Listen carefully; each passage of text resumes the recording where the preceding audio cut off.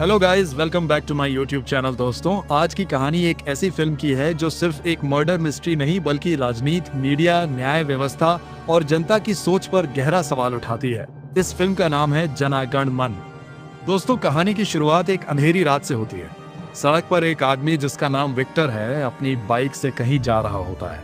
मौसम खराब है और सड़क लगभग सुनसान पड़ी है। अचानक उसकी बाइक का संतुलन बिगड़ जाता है और वह सड़क किनारे गिर जाता है।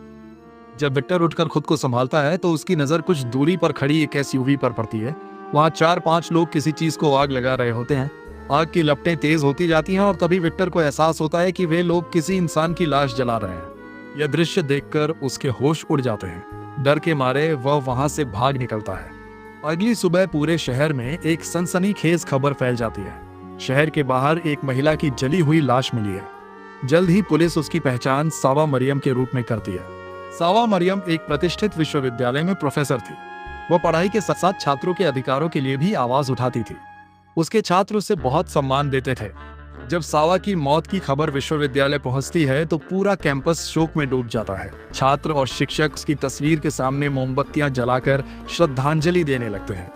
लेकिन इसी दौरान विश्वविद्यालय का एक वरिष्ठ अधिकारी मंच पर आकर ऐसा भाषण देता है जो सभी को हैरान कर देता है। वह सावा की तारीफ करने के बजाय सवाल उठाने लगता है कि वह रात में बाहर क्या कर रही थी। उसकी बातें सुनकर छात्र भड़क जाते हैं। उसी भीड़ में गौरी नाम की एक छात्रा होती है जो सावा की सबसे प्रिय विद्यार्थियों में से एक है। वह मंच पर आती है और भावुक होकर कहती है, सावा मैडम सिर्फ हमारी टीचर नहीं थी, वह हमारी प्रेरणा थी। अगर आज हम उनके लिए आवाज नहीं उठाएंगे तो कल कोई भी सुरक्षित नहीं रहेगा। गौरी का भाषण सुनकर पूरा माहौल बदल जाता है। हजारों छात्र न्याय की मांग करने लगते हैं। धीरे धीरे यह विरोध प्रदर्शन विश्वविद्यालय से निकलकर पूरे शहर में फैल जाता है। छात्र सड़कों पर उतर आते हैं और दोषियों को जल्द से जल्द गिरफ्तार करने की मांग करते हैं। मीडिया भी इस मामले को लगातार दिखाने लगता है। हर न्यूज चैनल पर सिर्फ एक ही चर्चा होती है, सावा मरियम को न्याय कब मिलेगा। सोशल मीडिया पर भी यह मामला ट्रेंड करने लगता है। जैसे जैसे लोगों का गुस्सा बढ़ता है वैसे वैसे राजनीतिक दबाव भी बढ़ने लगता है। राज्य के गृह मंत्री को डर होने लगता है कि अगर जल्द कोई कार्रवाई नहीं हुई तो सरकार की छवि खराब हो सकती है। इसीलिए मामले की जांच एक तेज तर्रार पुलिस अधिकारी एसीपी सजन कुमार को सौंपी जाती है। सजन कुमार अपनी ईमानदारी और सख्त रवैये के लिए जाना जाता है, लेकिन उसकी निजी जिंदगी उतनी अच्छी नहीं है। उसका तलाक हो चुका है और वह अपने बेटे के साथ रहता है। काम के दबाव के कारण वह अपने बेटे को ज्यादा समय भी नहीं दे पाता।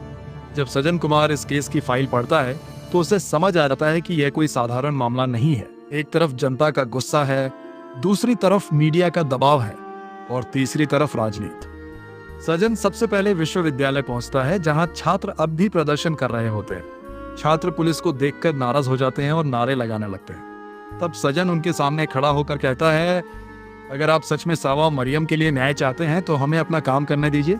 मैं वादा करता हूं कि 1 महीने के अंदर अपराधी आपके सामने होंगे। सजन की बात सुनकर छात्र थोड़े शांत हो जाते हैं। इसके बाद वह सावा के परिवार से मिलने जाता है। सावा की माँ उसे बताती है कि उनकी बेटी को विदेश में नौकरी का शानदार अवसर मिला था, लेकिन उसने उसे ठुकरा दिया क्योंकि वह अपने देश के छात्रों को पढ़ाना चाहती थी। यह बात सुनकर सजन और भी गंभीर हो जाता है। उधर जांच के दौरान अचानक एक महत्वपूर्ण गवाह सामने आता है। वह और कोई नहीं बल्कि वही विक्टर होता है जिसने उस रात लाश को जलते हुए देखा था। विक्टर पुलिस को पूरी घटना बताता है। वो बताता है कि उसने कुछ लोगों को एक एसयूवी से लाश निकालकर उसे आग लगाते हुए देखा था। यह बयान सुनते ही सजन कुमार को पहली बड़ी लीड मिल जाती है। पुलिस आसपास के सीसीटीवी कैमरों की फुटेज खंगालना शुरू कर देती है। कई घंटों की जांच के बाद पुलिस को एक संदिग्ध एसयूवी दिखाई देती है। फुटेज की मदद से पुलिस उन लोगों तक पहुंचने की कोशिश करती है जो उस रात उस वाहन में मौजूद थे। जैसे जैसे जांच आगे बढ़ती है कुछ नाम सामने आने लगते हैं। ये 4 युवक छोटे मोटे अपराधों में पहले भी शामिल रह चुके होते हैं और कुछ प्रभावशाली राजनीतिक लोगों से जुड़े हुए होते हैं। सजन कुमार को शक होने लगता है कि यही लोग सावा मरियम की मौत के पीछे हैं, लेकिन उसे अभी तक कोई पक्का सबूत नहीं मिला होता। उधर मीडिया लगातार दबाव बना रही होती है। हर चैनल पर एक ही सवाल पूछा जा रहा होता है, क्या पुलिस अपराधियों को पकड़ पाएगी? क्या सावा मरियम को न्याय मिलेगा? सजन समझ जाता है कि अब उसके पास ज्यादा समय नहीं है। उसे जल्द से जल्द सच सामने लाना होगा, लेकिन उसे बिल्कुल भी अंदाजा नहीं होता कि इस केस के पीछे एक ऐसा रहस्य छिपा है जो सिर्फ एक हत्या नहीं बल्कि पूरे सिस्टम की सच्चाई उजागर करने वाला है। अदालत में सुनवाई शुरू होती है सरकार और पुलिस की तरफ से मशहूर वकील रघुराम केस लड़ रहे होते हैं। उनका कहना होता है कि जिन 4 युवकों का एनकाउंटर हुआ वही सबा मरियम के असली अपराधी थे और पुलिस ने समाज के हित में सही कदम उठाया है। पूरा माहौल पुलिस के पक्ष में दिखाई देता है। तभी कोर्ट रूम का दरवाजा खुलता है और एक लंगड़ाता हुआ व्यक्ति अंदर आता है। उसके हाथ में एक छड़ी होती है और चेहरे पर गजब का आत्मविश्वास। ये व्यक्ति होता है एडवोकेट अरविंद स्वामीनाथन। अरविंद अदालत में आते ही पूरे केस पर सवाल खड़े कर देता है। वह कहता है कि किसी भी व्यक्ति को अपराधी साबित करने का अधिकार सिर्फ अदालत को है, पुलिस को नहीं। अगर पुलिस ही फैसला सुनाने लगे तो फिर अदालतों की जरूरत क्या रह जाएगी। उसकी बातें सुनकर पूरा कोर्टरूम शांत हो जाता है। इसके बाद अरविंद एक महिला को गवाह के रूप में बुलाता है। उस महिला की 14 साल की बेटी का कुछ साल पहले बलात्कार और हत्या कर दी गई थी। मामले में एक प्रभावशाली नेता का नाम सामने आया था, लेकिन आज तक उसे सजा नहीं ली। अरविंद अदालत से पूछता है, जब उस लड़की को न्याय नहीं मिला तो मीडिया और जनता कहाँ थी? क्यों सिर्फ कुछ मामलों को ही राष्ट्रीय मुद्दा बनाया जाता है? यह सवाल पूरे सिस्टम पर चोट करता है। अब अरविंद मीडिया को कटघरे में खड़ा करता है।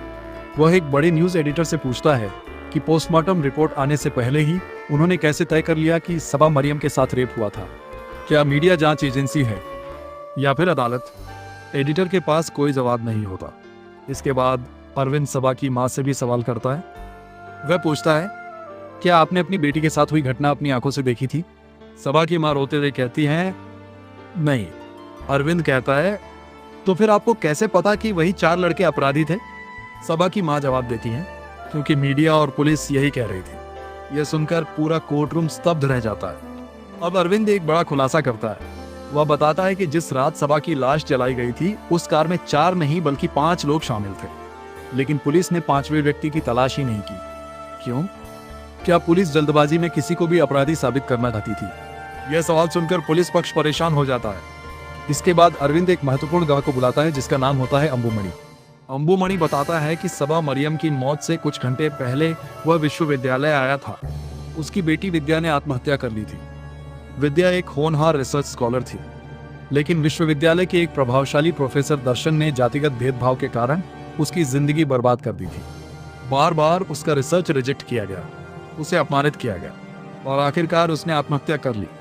जब सबा मरियम को इस सच्चाई का पता चलता है तो वह विद्या के लिए न्याय की लड़ाई शुरू कर देती है। वह विश्वविद्यालय प्रशासन के खिलाफ खड़ी हो जाती है। वह प्रोफेसर दर्शन पर कार्रवाई की मांग करती है, लेकिन प्रशासन और सत्ता में बैठे लोग उसकी आवाज दबाने की कोशिश करते हैं। सबा हार नहीं मानती। वह पुलिस में शिकायत दर्ज कराने की तैयारी करती है। उसे विश्वास होता है कि वह विद्या को न्याय दिलाकर रहेगी, लेकिन शायद इसी वजह से कुछ शक्तिशाली लोग उससे डरने लगते हैं। अब अदालत में मौजूद हर व्यक्ति समझने लगता है कि मामला उतना आसान नहीं है जितना मीडिया ने दिखाया था। हो सकता है कि सबा मरियम की मौत के पीछे कोई बहुत बड़ी साजिश छिपी हो सकता है कि असली अपराधी अभी भी आजाद घूम रहे हो, और हो सकता है कि 4 निर्दोष लोगों को बिना सबूत के मार दिया गया हो। इधर कोर्ट में अरविंद लगातार नए सबूत पेश करता जाता है। उसकी हर बात पुलिस की कहानी को कमजोर करती जाती। दूसरी तरफ सज्जन कुमार का चेहरा भी बदलने लगता है। ऐसा लगता है कि वह कोई बहुत बड़ा राज अपने सीने में छुपाए बैठा है। कोर्ट की कार्यवाही दोबारा शुरू होती है। अरविंद जज के सामने खड़े होकर कहता है, जज साहब, इस केस में जो कहानी हमें दिखाई गई वह पूरी तरह सच नहीं है। असली सच उससे कहीं ज्यादा खतरनाक है। पूरा कोर्टरूम शांत हो जाता है। सभी लोग अरविंद की बात सुनने लगते हैं। अरविंद एक गवाह को कटघरे में बुलाता है और बताता है कि सबा मरियम की मौत के पीछे सिर्फ 4 आरोपी नहीं थे, बल्कि एक बहुत बड़ा राजनीतिक खेल खेला गया था। धीरे धीरे अदालत के सामने सच्चाई खुलने लगती है। पता चलता है कि सबा मरियम विश्वविद्यालय में होने वाले जातिगत भेदभाव के खिलाफ लड़ रही थी। एक छात्रा की आत्महत्या के बाद सबा लगातार विश्वविद्यालय प्रशासन और एक प्रभावशाली प्रोफेसर के खिलाफ सबूत इकट्ठा कर रही थी। उसके पास ऐसे दस्तावेज थे जो कई बड़े लोगों को मुश्किल में डाल सकते थे, लेकिन इससे पहले कि वह सच को दुनिया के सामने ला पाती, उसकी मौत हो गई। अब तक सभी लोग यही समझ रहे थे कि सबा का रेप और मर्डर हुआ था, लेकिन अरविंद अदालत में साबित करता है कि ऐसा कोई सबूत मौजूद ही नहीं था। न पोस्टमार्टम रिपोर्ट में रेप की पुष्टि हुई थी, न पुलिस के पास कोई ठोस प्रमाण था, न ही मीडिया ने सच जानने की कोशिश की थी। सिर्फ कुछ खबरों और अफवाहों के आधार पर पूरे राज्य को एक कहानी पर विश्वास करा दिया गया था। यह सुनकर अदालत में मौजूद लोग हैरान रह जाते हैं। इसके बाद अरविंद एक और बड़ा खुलासा करता है। वह बताता है कि सबा की मौत वास्तव में एक सड़क दुर्घटना थी। उस रात एक कार ने उसे टक्कर मारी थी, लेकिन दुर्घटना के बाद घबराए हुए कुछ प्रभावशाली लोगों ने इस मामले को छुपाने की कोशिश की। फिर इस घटना को रेप और मर्डर का रूप दे दिया गया। मीडिया ने बिना जांच किए इस कहानी को सच मान लिया। जनता गुस्से में आ गई, छात्र सड़कों पर उतर आए। राजनीतिक दलों ने इस गुस्से को अपने फायदे के लिए इस्तेमाल करना शुरू कर दिया। अरविंद कहता है, जब जनता गुस्से में होती है तब सच सबसे पहले मरता है। उसकी ये बात पूरे कोर्टरूम में सन्नाटा फैला देती है। इसके बाद सबसे बड़ा झटका सामने आता है। अरविंद साबित करता है कि जिन 4 युवकों का एनकाउंटर हुआ था वे असली अपराधी नहीं थे। उन्हें सिर्फ बलि का बकरा बनाया गया था। पुलिस को जनता का गुस्सा शांत करना था, सरकार को अपनी छवि बचानी थी, मीडिया को टीआरपी चाहिए थी, और इन सब के बीच 4 लोगों की जान चली गई। अब अदालत की नजर एसीपी सजन कुमार पर जाती है। सजन कुमार अदालत में खड़ा होता है। पहली बार उसके चेहरे पर डर दिखाई देता है। सभी लोग सोच रहे होते हैं कि आखिर उसने ऐसा क्यों किया। तभी एक और सच सामने आता है। पता चलता है कि सजन कुमार पूरी तरह से दोषी नहीं था। वह राजनीतिक दबाव में काम कर रहा था। उसके ऊपर गृह मंत्री और कई प्रभावशाली लोगों का दबाव था। यहाँ तक कि उसके बेटे को भी नुकसान पहुंचाने की धमकी दी गई थी। सजन कुमार समझ चुका था कि वह इस खेल से बच नहीं सकता, लेकिन उसने हार नहीं मानी। उसने गुप्त रूप से पूरे मामले की जांच जारी रखी। उसने सारे सबूत इकट्ठे किए, हर कॉल रिकॉर्ड, हर दस्तावेज और हर गवाह की जानकारी एक फाइल में जमा की। फिर उसने यह फाइल अपने भरोसेमंद कांस्टेबल मूर्ति को सौंप दी। मूर्ति ने वही फाइल अरविंद स्वामीनाथन तक पहुंचाई। यही वजह थी कि अरविंद अदालत में एक एक सच साबित कर पा रहा था। अब पूरा मामला साफ हो चुका था। जनता को जिस कहानी पर विश्वास कराया गया था वह झूठ निकली। मीडिया ने बिना सबूत फैसला सुना दिया था। राजनीतिज्ञों ने लोगों की भावनाओं का इस्तेमाल किया था और पुलिस सिस्टम का दुरुपयोग किया गया था। अदालत आखिरकार अपना फैसला सुनाती है। जज कहती है, कानून भीड़ की भावनाओं से नहीं चलता, कानून सिर्फ सबूतों और सच्चाई पर चलता है। इसके बाद मामले की विशेष जांच के आदेश दिए जाते हैं। सभी दोषियों के खिलाफ कार्रवाई शुरू होती है। कई बड़े अधिकारियों और राजनीतिक नेताओं पर केस दर्ज किए जाते हैं। गृह मंत्री की सत्ता हिलने लगती है। मीडिया की विश्वसनीयता पर सवाल उठने लगते हैं और पूरे राज्य में एक नई बहस शुरू हो जाती है। क्या हमने बिना सच जाने किसी को अपराधी मान लिया था? फिल्म के अंतिम दृश्यों में अरविंद और सजन कुमार की कहानी भी सामने आती है। पता चलता है कि दोनों एक दूसरे को पहले से जानते थे। दोनों ने अपने अपने तरीके से सिस्टम के खिलाफ लड़ाई लड़ी थी। सजन ने सबूत इकट्ठे किए और अरविंद ने अदालत में सच को जीत दिलाई। फिल्म के आखिरी क्षणों में अरविंद गृह मंत्री को फोन करता है और कहता है, यह अंत नहीं है, यह सिर्फ शुरुआत है। गृह मंत्री के चेहरे का आत्मविश्वास गायब हो जाता है। उधर हजारों छात्र एक नई उम्मीद के साथ आगे बढ़ते दिखाई देते हैं। गौरी जैसे युवा अब बदलाव की लड़ाई लड़ने के लिए तैयार है। और इसी संदेश के साथ फिल्म समाप्त होती है।